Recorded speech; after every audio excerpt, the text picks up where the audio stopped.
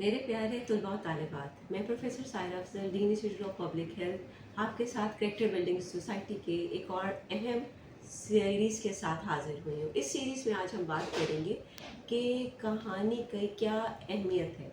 Story telling, जिसके ऊपर हम दुनिया में तमाम इत्तेफाक कर चुके हैं कि एक बेहतरीन ज़रिया तालीम है और तरबियत के लिए इंतहाई अहम है। हालांकि हमारे बहुत से आबा व अजदाद और इस्लाफ इसी स्टोरी टेलिंग को इस्तेमाल करके बहुत सा फ़ायदा दूसरों तक पहुंचा चुके हैं। तो चुनांचे हमने ये सोचा कि गुलिस्तान सादी, बोस्तान सादी और हकायात रूमी से वो कहानियाँ मुंतखब की जाएँ जिससे हमारे स्टूडेंट्स, तलबा तालिबात और कलीग्स की अच्छी तरबियत हो सके। एक वक्त था कि माएँ बच्चों को रात को कहानी सुनाती थी।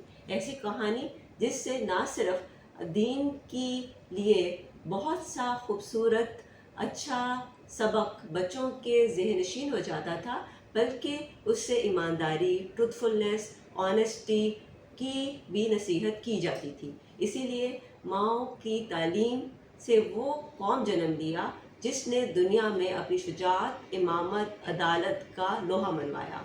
तो आज हम जिस कहानी की बात कर रहे हैं या कायत सादी से ली गई है। एक दफ़ा एक ग़ुलाम था और बादशाह बहुत ही इंसाफ पसंद था।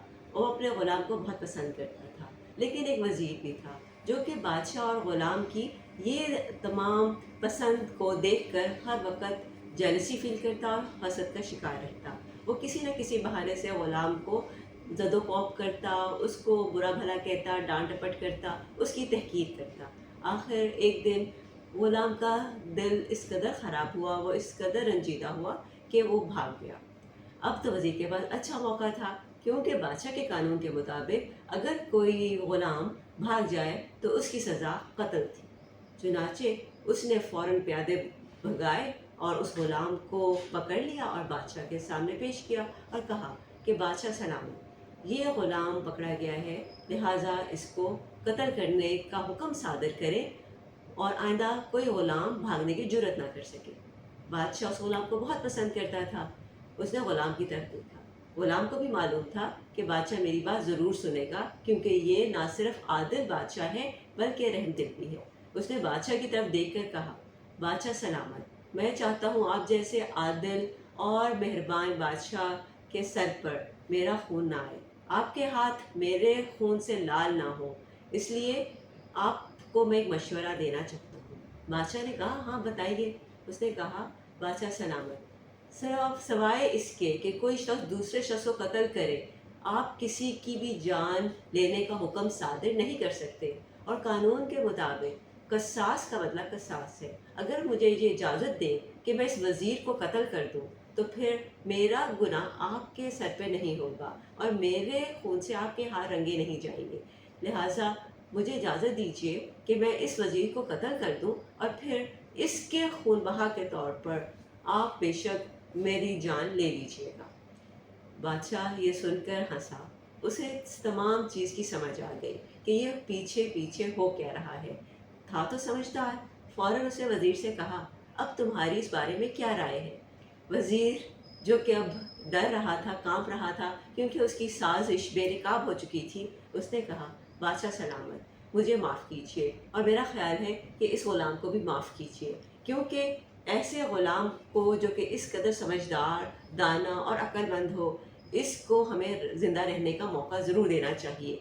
और इस तरह हमें ये सादी साहब ने इसमें मुख्तलिफ़ तरह की असबाक हमें समझाए हैं। नंबर फर्स्ट, बुरे से बुरे हालात में भी अपने नर्व्स को ना छोड़ें, जैसे मर्जी हालात हों हमेशा मुकाबला करें। दूसरा, दुश्मन की साजिश को बेनकाब करें। तीसरा, जो शख्स अपने लिए नहीं खड़ा हो सकता, अपने बात को आगे नहीं पहुंचा सकता, फिर उसको ज़िंदा रहने का हक भी हासिल नहीं होता।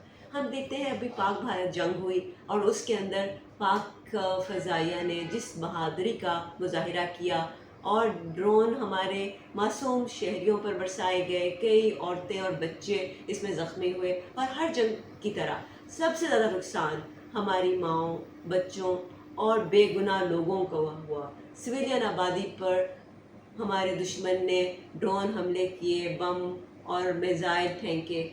मैं सिर्फ ये कहना चाहती हूँ کہ اس سب کے دوران ہماری قوم نے اپنا حوصلہ بلند رکھا، اور ہماری ماؤں نے جو اپنے بچوں کی پرورش کی تھی اور جو کہانیوں سے ان کے اندر جوان مردی بھری تھی وہ ہم سب نے دیکھی، اور قوم نے یونائٹڈ ہو کر ایک صف میں کھڑے ہو کر نہ صرف دشمن کا مقابلہ کیا بلکہ اس تمام سازش کو بھی بے نقاب کر دیا کہ پاکستان ہمیشہ ہمیشہ کے لیے ہے، اور اس کی طرف جو بھی میری آنکھ سے دیکھے گا وہ ہمیشہ سرنگوں ہوگا۔